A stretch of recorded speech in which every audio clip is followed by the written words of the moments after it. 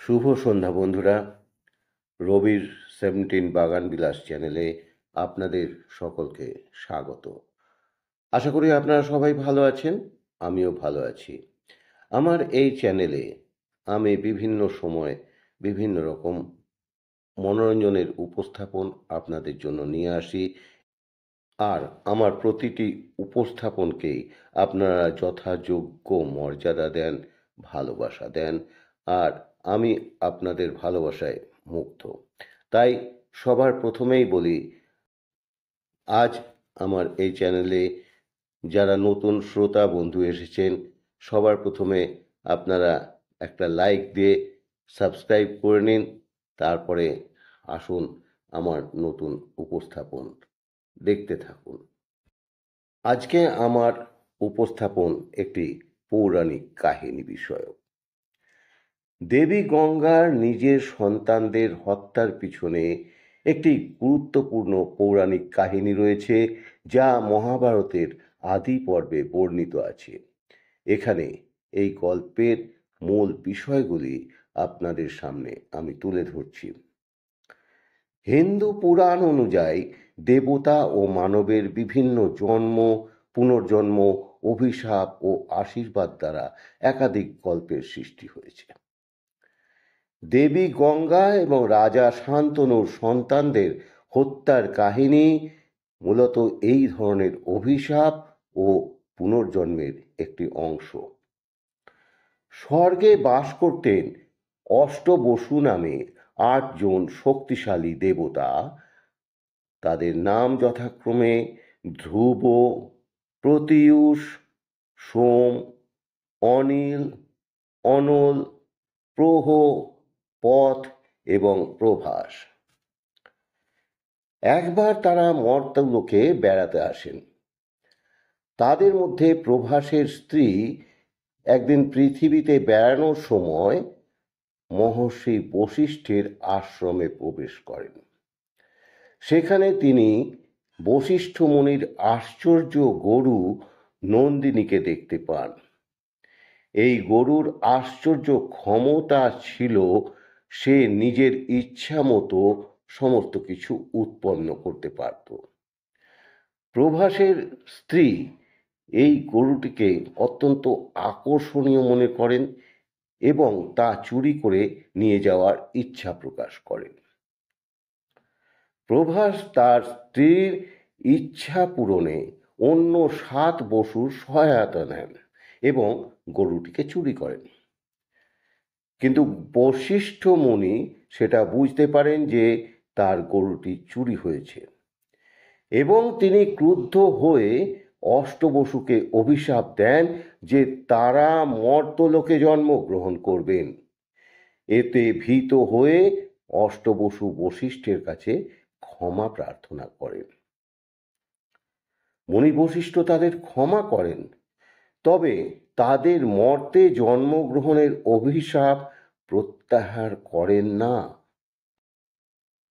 তিনি বলেন তাদের 7 জনকে জন্মের পরপরই মুক্তি পাওয়ার সুযোগ দেওয়া হবে, কিন্তু প্রভাস, যিনি গরু চুরির পরিকল্পনা করেছিলেন, তাকে দীর্ঘকাল মানব হিসেবে থাকতে হবে এবং ভয়ঙ্কর পরিণতির সম্মুখীন হতে হবে।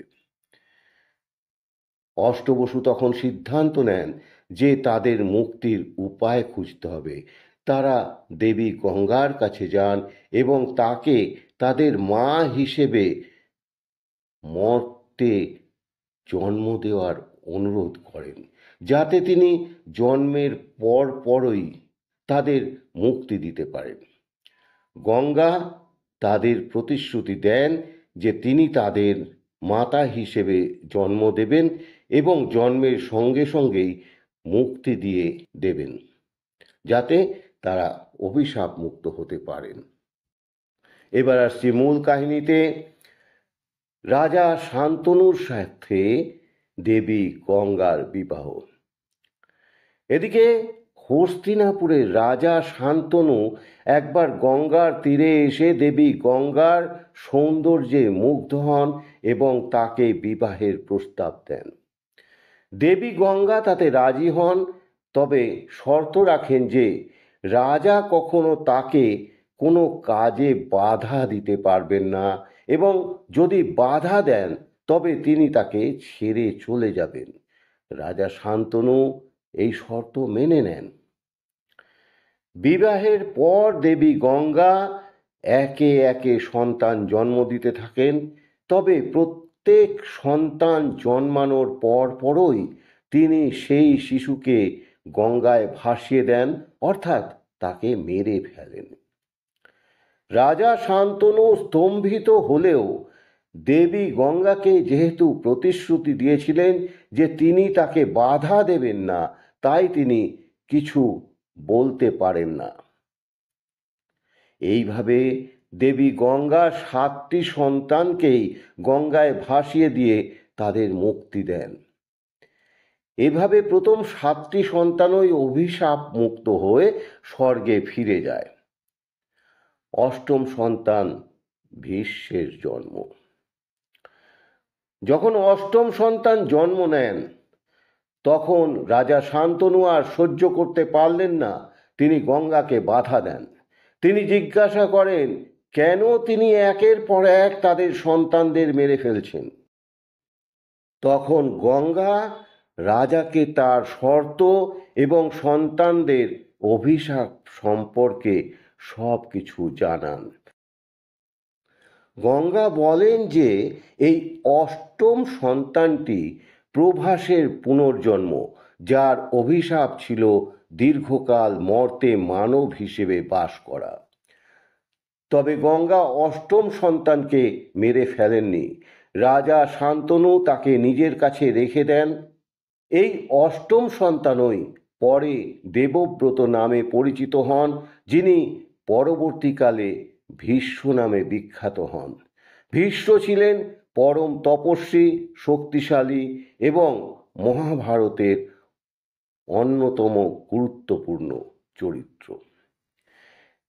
দেবী গঙ্গার এই ঘটনা হিন্দু পুরাণের একটি গুরুত্বপূর্ণ অংশ, এবং এটি কেবল অভিশাপ এবং পুনর্জন্মের চক্রের কথাই বলে না, বরং কাহিনীতে আধ্যাত্মিক প্রতিফলনও রয়েছে। এটি প্রমাণ করে যে জীবন এবং কর্মের ফলাফল এক সময় ফিরে আসবেই, এবং সৃষ্টিকর্তার ইচ্ছা সব সময় বিশেষ উদ্দেশ্য নিয়ে কাজ করে। মহাভারতে ভীষ্মের অবস্থান অত্যন্ত গুরুত্বপূর্ণ। তিনি কৌরব এবং পাণ্ডবদের প্রপিতামহ এবং কুরু বংশের স্থিতিশীলতার এক শক্তিশালী স্তম্ভ ছিলেন। ভীষ্ম মূলত দেবব্রত নামেই পরিচিত ছিলেন। তিনি ছিলেন কুরু বংশের রাজা শান্তনু এবং দেবী গঙ্গার পুত্র। তার জন্মের জীবনগাথা আমি আগেই বলেছি, কিন্তু কুরু বংশের ইতিহাসের সঙ্গে তার এই জীবনগাথা অঙ্গাঙ্গিভাবে জড়িত ছিল। তার ভীষ্ম নামকরণ করা হয়েছিল তার কঠিন প্রতিজ্ঞার কারণে। দেবব্রত ছিলেন গঙ্গার 8 পুত্রের মধ্যে 8ম। পূর্বের 7 পুত্র গঙ্গা নদীতে বিসর্জন দিয়েছিলেন। দেবব্রতকে বাঁচিয়ে রাখা হয় কারণ তিনি ছিলেন মহর্ষি বশিষ্ঠের আশীর্বাদে জন্মগ্রহণকারী বিশেষ সন্তান। দেবব্রত ব্রহ্মচর্য অবস্থায় পরম দক্ষতা অর্জন করেন। তাঁর শিক্ষক ছিলেন পরশুরাম এবং তিনি অস্ত্রবিদ্যায় অপ্রতিদ্বন্দ্বী ছিলেন। দেবব্রত তার পিতার সুখের জন্য কঠোর প্রতিজ্ঞা গ্রহণ করেন।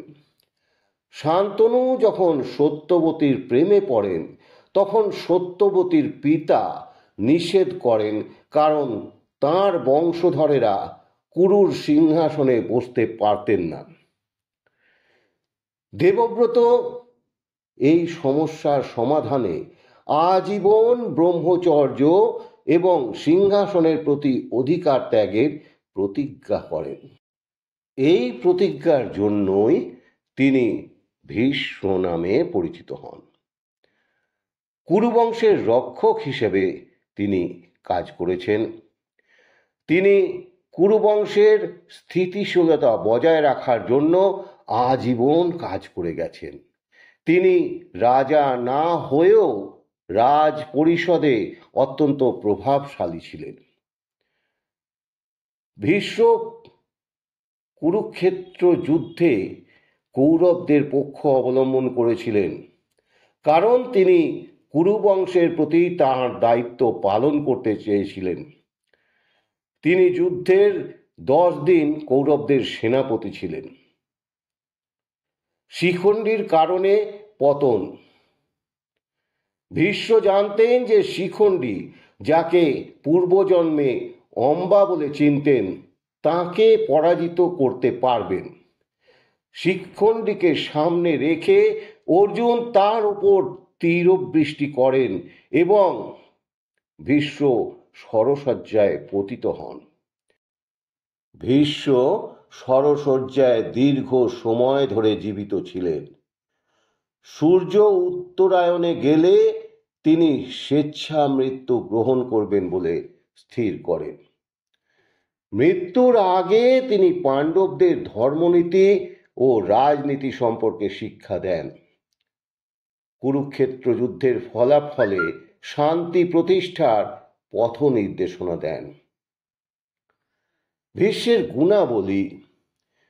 ভীষ্মের গুণাবলীর মধ্যে সর্বপ্রথম আমি বলতে পারি তাঁর ত্যাগ ও প্রতিজ্ঞা।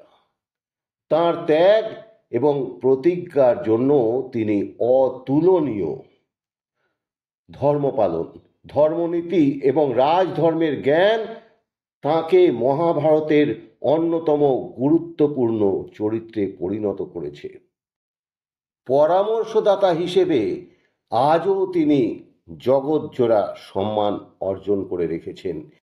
তিনি সবসময় ন্যায় ও ধর্মের পক্ষে ছিলেন, যদিও তিনি কৌরবদের পক্ষ নিয়েছিলেন। ভীষ্ম কেবল একজন চরিত্রই নন, তিনি ত্যাগ, নৈতিকতা এবং ধর্মের প্রতীক। তাঁর জীবনগাথা মহাভারতের গুরুত্বপূর্ণ শিক্ষা এবং ইতিহাসের অংশ। ধন্যবাদ বন্ধুরা। আমার আজকের কাহিনী আশা করি আপনাদের সকলের ভালো লেগেছে এবং পৌরাণিক কাহিনী হিসেবে আপনারা অনেক কিছু জানতে পেরেছেন। আমার এই কাহিনী যদি আপনাদের ভালো লেগে থাকে তাহলে অবশ্যই আপনার সকল বন্ধুবান্ধব আত্মীয় স্বজনদের শেয়ার করে দেবেন, একটা লাইক দেবেন। আর পরিশেষে বলি, আমার রবির 17 বাগান বিলাস চ্যানেলটিকে আপনারা সাবস্ক্রাইব করে আরও এগিয়ে যেতে সাহায্য করবেন। ধন্যবাদ।